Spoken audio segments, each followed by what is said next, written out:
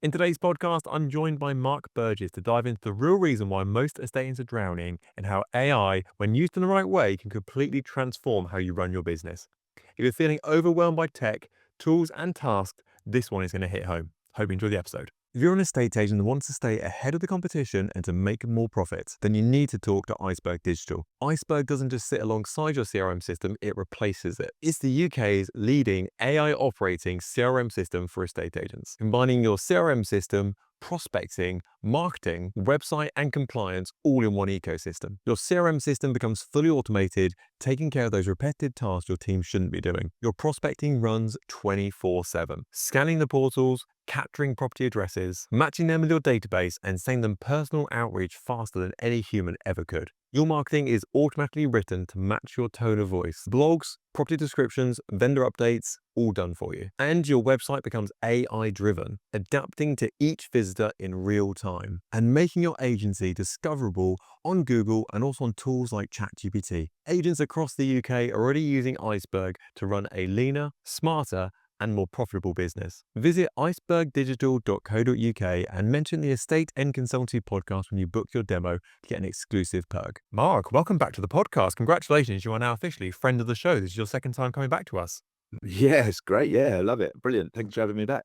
So, for anyone who's been living in a cave for the last 15 years, tell us, who is Mark Burgess, what do you do, and why should they listen to what you've got to say?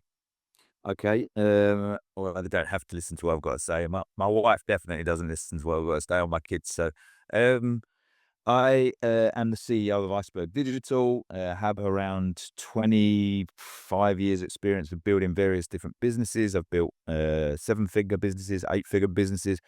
More relevant to the people listening, I was an estate agent. I've always been in and around property.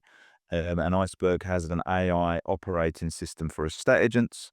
I've written three best-selling books around data, marketing, and AI. So hopefully I can bring some sort of uh, helpful context to the people listening as to making some sort of sense of that world that's seems to be descending upon our industry.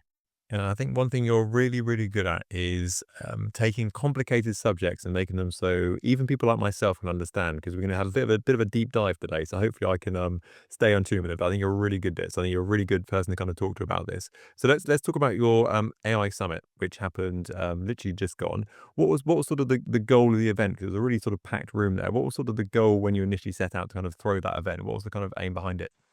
Um, well, I think a lot of people are either caught in the headlights with AI or feel like it can do things that it can't. So I guess the goal of the summit was really to try and take a subject that is kind of everywhere around us to the point whereby it's almost, almost just switched off to anything that's talking about it, and try and dissect how does this actually make some sort of impact in a state agency? Like, what is the problem that it might solve in normal terms, and how is it going to do that? So that was kind of the goal of the summit, really. Yes, it was around AI, but it was more around what is the problem with a state agency, and how do we, how do you get to the stage where you solve it?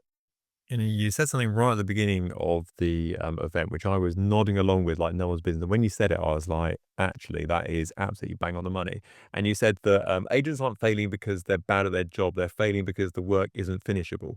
And I was like, nailed it. So talk us through what that means for the average agent out there. Um, well, I think, you've got to sort of go back in time. It was interesting because when I was looking out at the audience, I started to realize how old I was because, I started the talk by saying, if anyone remembers, back in the state agency when, we used to have applicant boxes and all that sort of thing, I sort of looked around and thought, even if you've been in the industry for 20 years, you probably don't remember that sort of stuff. So, um, but the point that I was trying to make is that over the years, we've sort of gone down this road of if we could just get more listings, then we could make more money. And we're just chasing the money round and round and round. So we've got more and more technology and more ways of doing that. We work longer hours. If we go back to the 90s, you sort of, when you finished work, that was the end of it. now you're available 24/7. You've got this phone, you've got email, you're checking on things, you're talking to staff, maybe talking to customers. You've got leads coming in, you've got prop tech working for you. Like, it's just it's an unfinishable amount of work that's happening, but at the same time, somehow, all the profit margins have been squeezed out of a state agency. So you've got this situation whereby there's too much work for everybody to do. People are failing left, right, and center. Bosses are getting annoyed with their team and wishing that they could do more. But it's just impossible what's being asked of people. Yeah, and I feel like it's almost like, spinning plates, and every year there's like a new plate being thrown in your direction. It's like, "Oh, well, now you start doing social media content. Oh, now you start doing blog sort of thing. Oh, and now I'll see it's still phoning your applicants. Oh, and now," and it's almost like another thing, another thing. And I sometimes think to myself, God, if I had a consultancy business like 50 years ago, I probably just turned up, typed up my letter afterwards, and that was it sort of thing. But now it's like blogs and emails and social media and YouTube and podcasts, and everything sort of goes into it. It's just more and more plates being added to that sort of stack. Yeah, absolutely. It's a crazy thing. I mean, everything makes sense in isolation. It makes perfect sense, like when portals came along, made perfect sense compared to newspapers. Well, it didn't to start with, but now it does. When tracking people on your website makes perfect sense. Sending emails makes perfect sense. All of these things make perfect sense in isolation. But a state agency has this revenue per employee problem, which we'll probably move on to. But you can't get you can't, there's not enough margins to hire enough people to do all this stuff that is being asked of businesses these days. I think it's like the never-ending countdown as well. So my least favorite spreadsheet that I have is I've got an output time tracker. And effectively what this does is, let's say, for example, I record a lot of podcasts, for example. I'll say, right, the podcast is booked up until the end of March. And every day it will count down. It'll go 29 days, 28 days, 27 days. And it's my social media, it's a PR, it's for our bulk email, and it's just a long list of things. And it's just counting down every single day. And if ever I get a spare moment, I'm like, oh, I need to top that up. I need to top that social media. I need to top that. So it's like, the same with agency, because you kind of think to yourself, right, we've always got social media to do. We've always got another blog post to do. Oh, it's Friday again. And on Friday, we do our bulk email. And it's just like the never ending sort of area of stuff that kind of comes with running an estate agent business today. Yeah, just your spreadsheet sounds like the best way to give yourself a heart attack. Like, Yeah, it's not great. Not a great one. I'm not going to lie. eh, Not great. it's like, oh my God, like everything's turning red. Yeah. Yeah, it's crazy. I mean, like, we discovered it really because we are a technology company and we're one of the culprits of this, and we create incredible technology for agents, stuff that they've been dying to get their hands on. Just give me a way of getting more listings. You give it to somebody and like they fail to use it, and you sort of scratch your head as to like, why? What did we do wrong here? Like, everyone said they wanted more listings. I've just given them a way of getting loads more listings. What happened? And we've just reached the point of human capacity to do the job. There's just not enough time in the day to do these things. So let's talk about earnings per member of staff or profit per member of staff, because you would have thought that over time, like if you look at, I mean, imagine when flat screen TVs came out, for example, you couldn't buy a flat screen for TV for less than 5 grand, and then obviously it got cheaper and cheaper and cheaper, and now you can probably buy a flat screen TV for like, I don't know, 50 quid, 100 quid, something like that sort of direction. So generally speaking, things like that should get cheaper over time, and as I'd imagine it's the opposite for estate agency. As you get more and more sort of AI tools and things to help you, and the word literally is help you, you'd have thought you'd make more money by doing that, but it doesn't seem to be the case. No, and you're exactly right in your thinking on it. That technology is supposed to cause deflation, even though you might go, oh yeah, but an iPhone is a grand or whatever it might be. It's still, the iPhone is a good example of how technology causes deflation, because once upon a time it was like £2 to send a text message, or like, what you just you used a mobile phone in absolute emergencies because of the cost of it. And now, like, you get your phone calls for free, you get your text messages for free, you can surf around the internet for free, you can watch videos for free, you can do all this stuff for free. So technology, as you say, is supposed to cause deflation in an industry. What happens in a state agency, why it hasn't caused deflation, is because there's there's no central operating system. What's happening is everybody's just getting sent new tools to use. But if we look at it in terms of, I don't know, farmers in a field, they're just being given new shovels. So you still need people to use the shovels. So the deflation isn't happening because, let's just take a simple example like uh, qualifying an applicant. Yes, there's some technology that does it, but the estate agents won't release the manpower part of it. Mm. So the technology hasn't caused them any form of deflation. They just now got this piece of technology that the member of staff is supposed to use. But they didn't cause any deflation in their business. They just added this extra tool into the process. And I know you spoke about in the talk that, people in those situations or owners in that situation usually have sort of one of three routes. It's either sort of hire more people, which I guess sort of dilutes down your profit margin even more because you've got another person to pay for, buy more software, which I guess throws another sort of place in that sort of party for you to keep spinning sort of thing, or they push their staff even harder, which runs the risk of them going, bugger this, actually, I'm off to go work somewhere else or go work for myself, or I'm not getting, grief every hour of the day. Pretty much, yeah, pretty much that is how it works. Usually it's the first one. There's hire more staff. But what tends to happen is, people set up an estate agency because they were an estate agent and they worked maybe in a corporate. Um, and when they set up their estate agency, they are really good estate agents. But what that tends to mean is that in their mind, the whole business is based around, the stuff on the whiteboard, which is essentially just sales. That's just the sales part of a business. There's nothing to do with HR. There's nothing to do with customer experience. There's nothing to do with any other parts of running a business. They've just opened up a sales department as a business. And then when they get busy, they maybe hire some more people naturally. But as the company grows, in the early days, it's great because there's just maybe the two founders and they keep all the money. And maybe for the first couple of staff, it works. But gradually over time, they accidentally scale all the profit out of the business and get to the stage whereby everybody's getting paid except them. So it's more about, it's not so much about technology, it's more about how to build a business, if that makes sense, and keep a high revenue per employee. Because if the revenue per employee starts dropping, there's not going to be any money in this business to achieve the things as to why you set up the business in the first place. Yeah, I recommend all my clients read the book The E-Myth. I don't know if you've read it before. It's also yeah, great book. And effectively, the so people who haven't read it at all, it's about how if you're just good at the job you're looking to do, you're going to fail. So, for example, let's say I was working in mechanics and I went, I'm going to open my own mechanic shop just because I'm really good at fixing cars and making them go faster or fixing them up, whatever it may be. Doesn't mean I'm going to have a successful business. In fact, probably 80% of my time should be spent on advertising, promotion, systems, processes, all these things to make me have a good business. So therefore I can then show off how good I am at being a mechanic. So I think people overestimate how big a portion of it is being a great agent. But actually, yes, being a great agent is important. But if you haven't got the processes around it to support you, no one even knows you exist.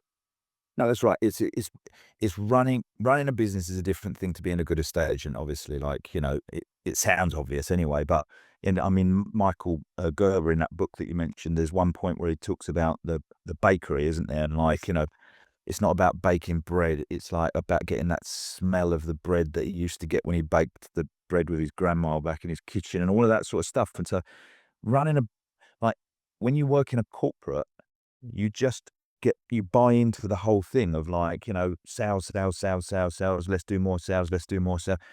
The company is just incentivizing the sales department of that business. So you go away and yes, you need your sales department to run like that, but you need the marketing to run however the marketing was running in that business. You need the HR to run how the HR was running. You need the finance to run how the finance was running. Like it's not just about can we get some more houses on the market this month? All problems are solved if we get more listings. Like that's just not strictly true. So I consider myself moderately good at AI. I kind of get the odd YouTube video that I watch about it and kind of geek out on it slightly. And I like to think I know what the trends are going. I finished watching your summit and I thought to myself, God, I am stupid. I am like, I've clearly not been to university. I'm not very smart on this. I'm nowhere, I thought I was like a 7 or 8 out of 10. After watching your summit, I was like, I'm a 3 if I'm lucky in the grand scheme of things. So talk me through the sort of difference between sort of an AI operating system and AI tools. 'Cause I think lots of agents are used to sort of AI tools and doing their descriptions via ChatGPT, etc. So what's the difference between those two? Okay, so there's a big misunderstanding with AI that it's this really smart thing that can work stuff out for you. Um, it's not strictly true. Like AI is well, there's lots of different versions of AI, but the AI that most of us are talking about is large language models like ChatGPT and stuff like that. And it's a tiny step on from predictive text. Um, we're not really that, we don't find predictive text that magical anymore, but it is quite magical when you think about it, that as you're typing, it knows what you're going to say next. Like that is quite magical. And that is where the machine learning started for large language models. If we could get a machine to understand what words come next and how a sentence goes together, then we'd have the ability to do something like ChatGPT. And so the large language models, that's all they do. They can understand text and numbers. When you start a sentence, it knows what the rest of the sentence probably is. And then because of that, it knows how to reply to it or how to go and find that information on Google. So that's the end of what AI can do. So when someone's sitting there thinking to themselves like, "Oh, won't it be brilliant one day when AI can just go out and find me all of my listings and then it can come up with the sales pitch on how to win the listings and then it can come up with all the marketing for me." Like, no, it can't do any of that on its own. That's not what a large language model does. Large language model understands text and numbers. So you still have to do the part of the business whereby you figure out what is the point of your company? Why should anyone want to use maybe you as a consultant for estate agents, for instance? And yes, you could look around the internet and get some inspiration around it, but you still have to come up with that unique concept. Once you've got that unique concept, then you could give that context to AI and say, this is my unique concept. Based around that, could you start to help me put together maybe an email campaign? But if you don't give it the context to start with, it's just going to come up with a crappy email campaign where you think to yourself like, that's a bit shit. So the context is everything with AI. What I was talking about at the summit is that when you use an individual AI tool, let's just say someone comes along and says, "Hey, you're getting all these phone calls from people that want to book viewings. We've got an AI that can do that." Like, you'd think, well, brilliant. I mean, why wouldn't I do that, right? Mark and Chris have been talking about how I should increase my revenue per employee. This has got to be the way to do it. But what's the context that that AI has got? Because yes, it can understand words and numbers. So when someone phones up and says, "Hi, I'd like to book a viewing on number 27 High Street, please," it understands those words. It can give some sort of an answer. But what's the context that it's got access to in order to give the answer that your best or at least an acceptable member of staff would give? When an estate agent thinks about it, they go, well, on a viewing call, there's opportunity. We want to find out whether this person's got a house to sell. What's their position? Like, how do we do all of that? And so the person might go, the AI company selling you that tool might go, yeah, yeah, yeah, it can do all of that. We've got a way of it being knowing that it's supposed to find out these questions. That's all good. But then let's take it a step further. How do we know if this person is already on the market with us? Because we're going to look a bit stupid if we're asking our vendors, are you on the market? Um, and how do we know if the person was out on a viewing with us yesterday? Or if they'd already made an offer on a house? Like, why do we want to take someone round on a viewing that's already got a sale going through with us? All of these different things are where it all starts to get messy. So you need a centralized operating system that has got context across everything you're doing so that you can go, right, I'll train the AI on what's so special about my company. And then I'll give it access to the context of everything across my ecosystem. What viewings we're doing, what marketing we're doing, what's happening with compliance, what's happening on my website, what's happening with my sellers, my buyers, my landlords, my tenants, my leads, my viewings, my viewing feedback. I'll give it all the context. And then you'd be able to build an operator that goes, okay, answer the call and use the context that you've got access to and find out this information from somebody. Does that make some sort of sense, or am I So you are making sense, absolutely, and I guess it's that kind of that sort of joined up thinking because I experience this a lot. And obviously, I'm not in, I don't have an estate agency business, but, it's the joined up thinking of AI that I struggle with as well. Because, even right now, for example, so I'm recording this, so with my AI transcripting in the background, so that when it comes to producing, the YouTube description, etc., it does all that sort of stuff for me. But I have to manually connect those two things together. And then once we finish recording this, I'll bang this into sort of like Opus clips, and that will then create the short form content you might see on your social media, for example. So that is, it's parts of AI, but they have no idea each other exist. That's right. Without me sort of being the bridge between those 2, they don't do anything. They don't know each other exist. They don't know what they should be doing, what they shouldn't be doing. I'm then basically the sort of the donkey in the middle who's doing all the work that, they're doing taking a bit of work off me. But without me, I'm stuffed. So yeah, it's definitely that sort of that joined up thinking to go, and I think you talked about it, and you talk about having sort of the brain, and that's sort of like, that is your knowledge hub. And if you change your opening hours from 5 o'clock to 5:30, you're updating that one place, and everything else knows from that. Or suddenly stop doing viewings on a Sunday, for example. You just change it in your brain, and everything else sort of feeds from there. It's that central sort of core knowledge rather than everything, updating 15 different tools. That's right. And again, it's like it's you don't have to be a technology. At the moment, you've got to be a bit of a technology geek to want to do what you're talking about. I'm going to get my transcriptions, and then I'm going to put them into my custom GPT, and then I'm going to go to Opus and get the clips, and then I'm going to go to another AI social tool, and I'm going to set it all up to post for me, and then I'm going to connect it up to some sort of CRM to leave notes. And you've got to really be quite keen on technology to go and do all of that stuff, especially when it breaks, to want to go and fix it. The majority of people are just not that way inclined. So let's make it simple. Like when you're using your iPhone, for instance, it's not running because you've got 250 different apps installed in it. It's running because there's an operating system underneath it that knows when the music should stop playing if you get a phone call, and when it should restart again when the phone call's finished. It knows what to prioritize in terms of the phone actually performing, rather than like, it just being stuck all the time whenever you go into an app. So you don't see the operating system as much as you see the apps, but the operating system is the thing that makes it all work. And so what what you've got is, like you say, you've got the brain side of it, which is all about your company.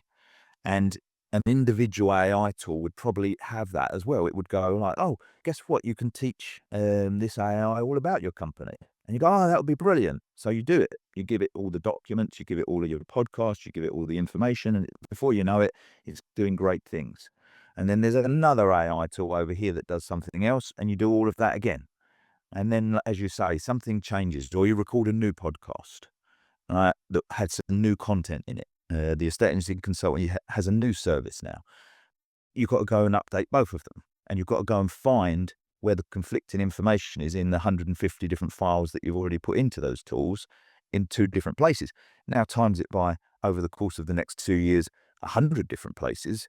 It's just impossible. It'll get to the stage where people just give up because their AI is doing more damage than good, and they're going, "It just doesn't work. It's rubbish." We'll just have one centralized system. You tell it about the estate agency podcast, you tell it about the estate agency consultancy, and when you want to change it, you change it in that system. Underneath are all the operators that learn from that. And in the middle is the context or the data. So it's a much simpler way for people that are not, you don't have to be that geeky. You just have to kind of think to yourself like, well, what is so special about my company? And even that, like the AI brain will talk you through it if you're not that clear on all of those sorts of things. So it should be a much simpler way for people to run that kind of system. Did you add sort of the diagram you had on stage was almost like a triangle slash sort of pyramid sort of thing, and the brain was at the very top, and then from memory it's the context sort of in the middle. Then you had sort of the AI agents at the bottom that were kind of doing the doing, so to speak, and obviously everything sort of fed up to the brain. Do you think that at the moment it's kind of, it's probably just the bottom layer for most estate agencies? It's probably like, I've got a bit of ChatGPT over here, got a bit of Opus Clips over here, got a bit of this, bit of that sort of thing. But then obviously you are sort of, you're the person behind the scenes, sort of pulling the strings, making it all work, and everything kind of feeds via you. And you're kind of with that brain, you can kind of slope your shoulder off on someone else and have that central sort of database. Yeah, absolutely. At the moment, the operators are the magical bit where someone goes, "Oh my God, look, AI is." Well, let's use Opus as an example. AI is cutting up all these clips for me. It's incredible. No, AI isn't cutting up clips for you. Opus is cutting up clips for you the same way it did it before AI existed. And now that AI exists, it can get a transcription because it understands words and numbers, and it can know where is a nice place to summarize just that amount of words, and then it does what it always did, which is cut up the clips. But the Opus does that. Like, the AI just does the words and numbers bit. So anything that we can apply words and numbers to, AI can help us. You have to have the software there in the first place to do the function of whatever it is you want to do. So, because we've over the last decade been building out this centralized ecosystem that has all these different functions in it, that is what actually does the AI operator task, the sending of an email, or you can do that manually. The sending of a WhatsApp, the leaving of viewing feedback, the sending of a market appraisal, the posting of a property to a Rightmove, the booking of a viewing. Like, the software does all of that, but off the back of it comes words and numbers and text, which gives context, and at the top of it sits the brain. So therefore, you can start to piece it together by just using the large language models. So, yeah. What's the end goal here? So if I can say to you, Mark, I grant you three wishes, and you can fast forward and see where the future of estate agency should be if everyone gets on board with this and kind of gets the right tools in place. Is it a case that every estate agent is sat on a sun lounger somewhere going, yeah, book that viewing in, mate, and sort of is kind of like the line manager to 25 different AIs, and that just all know what they're doing, and they're kind of like, they just sign it off effectively and go, yep, send that, cool, yeah, agree that offer, yeah, do that. What's sort of the goal here? No, actually, as a company that works this way and has been working this way for a few years, it gets harder. Life gets harder. You can make more money. Your revenue per employee will go through the roof, and estate agents will, if they do it, they'll start making the sort of revenue per employee that some of the best companies in the world do. There's no reason they won't. But there's a couple of things that have to change. The first is they have to stop making up reasons to be useful doing jobs that are low paid jobs. So, just in a WhatsApp group that we've got with our clients the other day, I saw our clients having this debate about whether they should outsource their phone calls for viewing inquiries. And this is it's a great example, because you've got on one side of the fence, you've got agents that are trying to outsource that stuff because they feel like it's a low paid job, and they could maybe get their people that they're paying this high wage to do something more to do with generating revenue. And you've got the other side of the fence that would say, this is one of the most important parts of the business. You don't want to outsource this. And I sit on the first side of that fence, but I'm also somewhere in the middle. It's a really important part of the business that humans haven't got the capacity to do properly. Like, so what's happening at the moment is people are pretending that their staff do it properly. And if they were doing it properly, then of course, like, it would be a massive revenue generating thing. And like, but they're not doing it properly. And the reason they're not doing it properly isn't because they're bad people. It's because we don't have the capacity to deal with that much stuff. There's not an estate agency in the country where we couldn't go through their database now and find opportunities that have been missed. So what needs to happen is the estate agent has to accept that.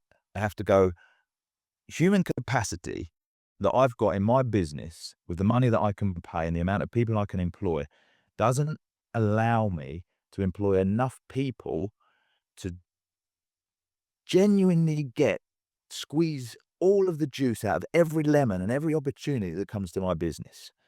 So I can make that happen using technology, and the opportunities that are in there will all get raised to the surface for the human to jump on. And that's why things get harder, because no longer will it be a case of how many mortgage opportunities did you manage to get out of the database and how many did you miss. It'll be like, no, all 150 opportunities have been presented to you, like all of them. Like, there was no escape from it. They were all, the computer qualified all of these people in a back and forth conversation like the best human inside your business. And when the human was needed to get a valuation, get a mortgage appointment, close a listing, whatever it might be, the AI went, excuse me, Chris, this needs you now. I need you to step in here. And the list of things to do will still be quite big, but it will prioritize for you because it's an operating system. So it will go, you might want to do this today because there's money to be made here. You also might want to do this today because there's a big risk that this person is about to withdraw their property. This one that you had on your list, we can probably shuffle that down the line a little bit. At the moment, that is that clarity that's the problem for estate agents because you come into work and like, where do you even start? I don't know. I'll just open my computer and before you know it, I've been swept away putting out fires for the day. And I didn't even do anything that felt like that it was that important. An operating system would stop that because you'd open your computer and it wouldn't be oh, this is easy. I'm just going to sit back and relax. It would still be a busy day, but it'd be like, these things are urgent. Do them now. You will get listings. You will save people from moving to other agents. You will steal listings off people. You will book viewings. You will save sales. You'll get exchanges. It will do all of that sort of stuff. It will just show you how to do it because at the moment, people can't see the wood for the trees. So in answer to your question, the future of estate agency, it looks like that. The question is really, and I'm seeing this much, much clearer over the last couple of years, how many businesses will be able to convert to working that way versus people that are just starting that way. They're not even having to convert. Like it used to be a case that we would talk to mostly estate agents that were in business and wanted to move over to this way of working, and we'd either we'd align and they would do it, or we wouldn't align and they would maybe just use a CRM system.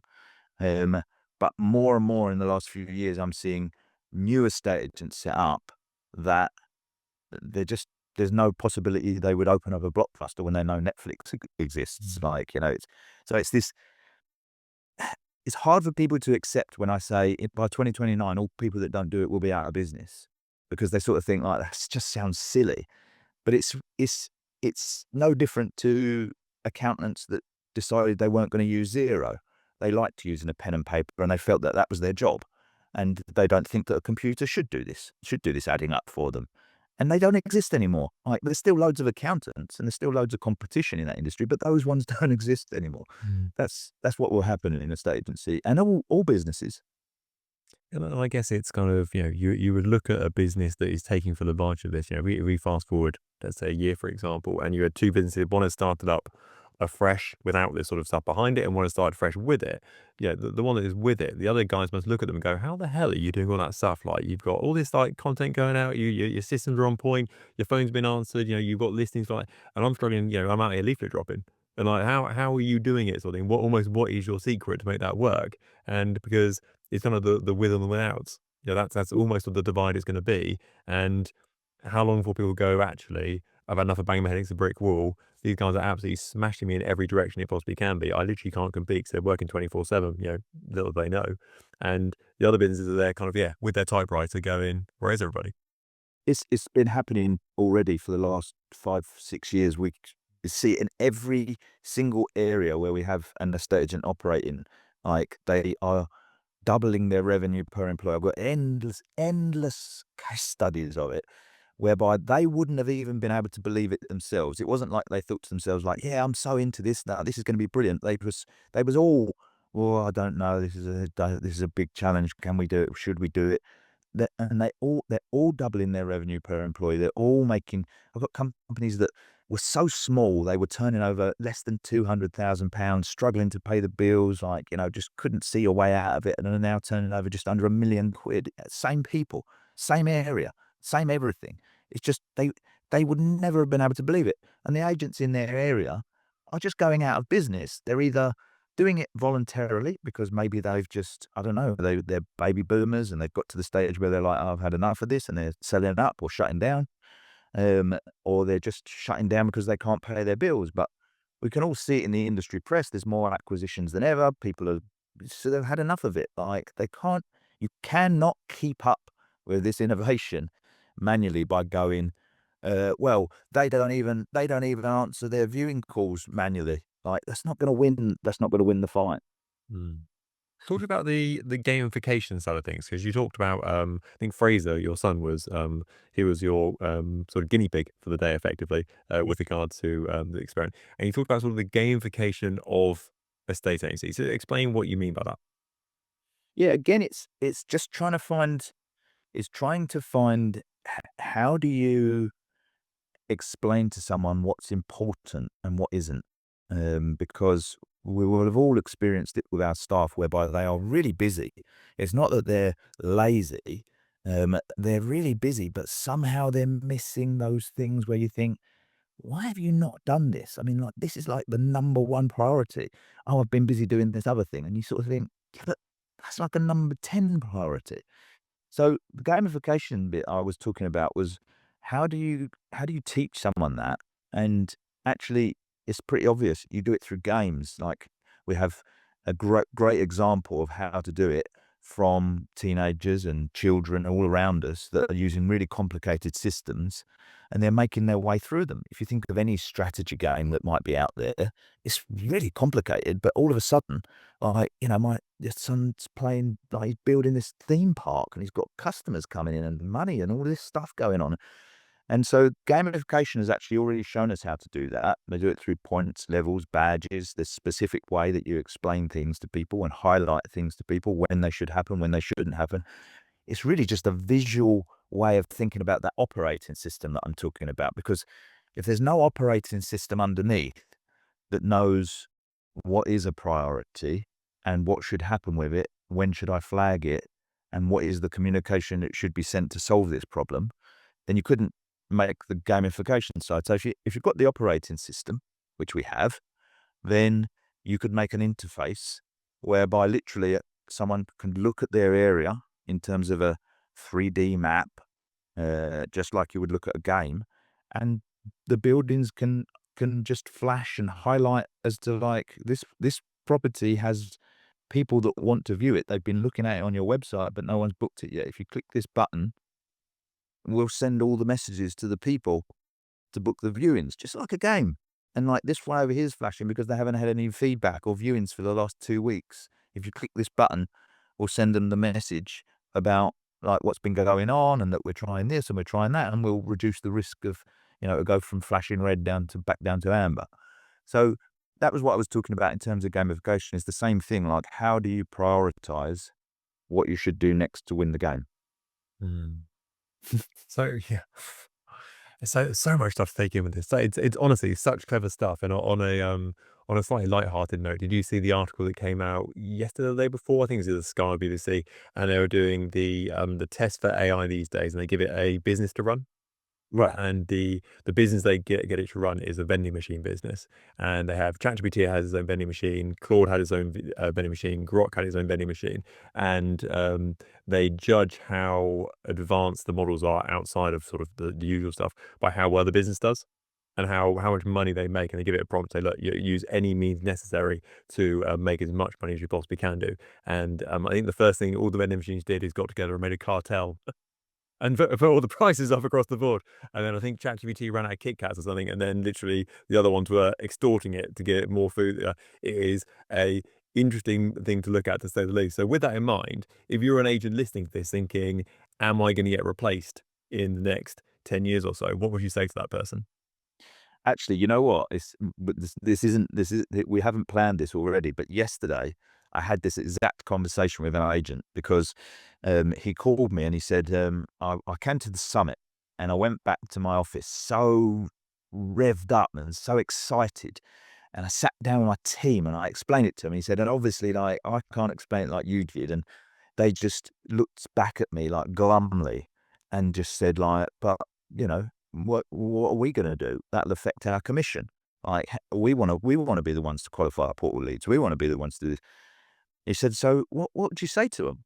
And I said, well, I said I would say to them, when someone says to me, even my own team, "Oh, I'm a bit worried that AI might replace me," I say, yes, it will. So what are you going to do about that? Because humans are going to be needed, like, more than ever. Humans are going to be needed, but they're not going to be needed for some of the things that AI can do. And that's not me being mean. That's just me being a realist, right? If no company, once we get to the stage whereby it's accepted, and I, you know, an agent looks at a piece of technology, like, let's just say, well, let's just use something simple like Excel adding up numbers. Like, once it can do that, like, you stop using a piece of paper, right? Once you're confident that Excel has got this, that it can add up the numbers, you stop using a piece of paper. So naturally, some jobs are going to disappear. But what you were saying there about Grok and the vending machines and all of that sort of stuff, they do that because they have access to Google. So they look across, well, it's not necessarily Google, but they have access to the internet. So they look across the internet for information, and then they base things on that because they only understand words and numbers. They know nothing about running a vending machine, but they'll find some information on the internet that someone else has written about how to run a vending machine, and then it will depend on which one finds what information. And when one of them runs out of Kit Kats, they'll go and look on the internet as to what should I do if this person was asking me to buy all of that sort of stuff. So um, the AI needs a human over the top of it, looking at what it writes. We're not talking about AI is going to start replying to all of your people, and you'll just be sitting there thinking, I wonder what it's saying. No, that's not how the way it works. The way it works is ports and inquiry comes in. AI can look across the entire system at all of the context. Are they a vendor? Have they been on viewings with us? Are they registered? Have they got alerts? Have they got a mortgage to sell? All that sort of stuff, and send a useful reply, knowing what the end objective is. The end objective being get them registered, get them out on a viewing if they meet this criteria. But it won't send it. It'll put it in your inbox for you to go, okay, these are the 20 most important emails that I'm supposed to be looking at today. I read the email and I go, that's not right what it's saying there. And I edit the email. And as I edit the email, I start teaching the centralized brain, not just for that one operator, but for all the operators across the system. And I send it. And next time it doesn't make that mistake. And I do that with all of my emails. And maybe, yes, maybe gradually over time, there are certain things where you might release the reins a little bit and go, I don't need to check every email anymore. I've been doing it for the last 6 months. It's pretty good now. I'll check every one in 5. But it's not it's not this world whereby people sit in a deck chair and AI does it all, and, oh, it's removed all the human touch. No, no, no. That's not what's happening. Like, the human's doing it. The AI is prioritizing what it should do and helping it not have to sit there and think, "How do I word this to this person that, like, they've been out on 10 viewings with us and never left any feedback, and, like, and we're getting a bit annoyed about it." Now, AI will do all that for you, and then you can just read it over and go, "Yep, that's all great. Oh, but add this on the end." Send. So, um, but if you're worried about losing your job, I would say evolve, like like everybody else has had to for the last 30, 40, 50 years.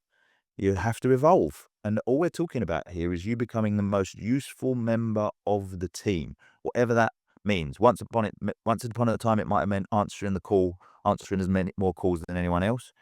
But it's just about the outcomes, right? If you're still the person that ultimately closes the listings, still the person that closes the sales, still the person that gets the sales progression through, still the person that the customers really like, that's not gonna change. It's just that you're not gonna be useful if all you do is, "Well, I just like answering emails, like, that's what I do." It's like, "Yeah, but that job's disappearing." Yeah, I think I think Jimmy Carr says AI is like the tribute act. Kind of like it can look online, it can find out what historically has been sort of funny and jokes, and sort of it can kind of look on that. But with regard to sort of brand new original thinking, what direction do we take the company, and what should we be focusing on, what should we not focusing on? Obviously, not so great at that side of things. And so, yeah, I think that if it's about you making yourself as valuable as possible in the estate agency world and sort of knowing what a great estate agency looks like. So therefore, when you do have those tools to a capability, you're like, I know what I should be focusing on. But yeah, if you're using a spreadsheet and typing it in yourself, those jobs are going. Yeah, I think that, like, for a lot of people listening to this, like, I'm an AI geek. I listen to too much stuff about it, read too much stuff about it, and are self-confessed as well, AI geek. But for some people listening to it, it's just hard to picture it. You might be listening to it just thinking like, "Oh, it's all just too much." Just don't worry about picturing it too much. Once upon a time, we lived in a world whereby it would have been hard to picture carrying a television around in your pocket. Like, you just wouldn't have been able to picture it. But now it makes perfect sense, and you don't have to be a real geek to be able to use a television while you're on a train, which would have sounded mental at some point. Don't worry about all of that. I promise you, it's real simple. This whole idea that, like, you've got to train AI, you got to it's really simple. But just think about the mess that you've got into in the past when you've had too many tools. Like, times that by a million. That's what it will be like if you start getting an AI tool for this and an AI tool for that, and they're from different companies, and it just you can experience it already, right? Your ChatGPT is better if you give it context, but it hasn't got exactly the same context as maybe Claude, and that hasn't got the same context as Opus, and that hasn't got the same context. Just like, God, it's just gonna become an impossible problem to solve, and eventually people will the danger is that people just go like, I don't wanna do this. This is just annoying." And the people that are doing it properly will accelerate so fast, and there will be no catching those people. So, don't worry too much about trying to understand the technical side of it, I would say. I would say it's just more about the concept of, like, you need a centralized system that knows everything that's happening in your business in order to really start to make use of AI. Mark, you've blown my brain all over again. Thank you very much. I'll be pondering on this for that next 2 weeks. So thank you so much for being an amazing guest. It's been brilliant. Thank you so much for coming on. That's all right, no problem. I must add, if someone is thinking to themselves like, you know what? I've got a question for Mark." Of course, you can message the human version of Mark, LinkedIn, Facebook, whatever. But there is an AI version of me that lives on our Iceberg website as well, and you can ask me stuff there as well, and I'll give you my thoughts on it. I'm going to go straight there and give it some real questions. I'm like, what is the meaning of life, Mark? What is, there's two trains. Yeah, absolutely, absolutely. Thank you so much for coming on. You've been brilliant as always.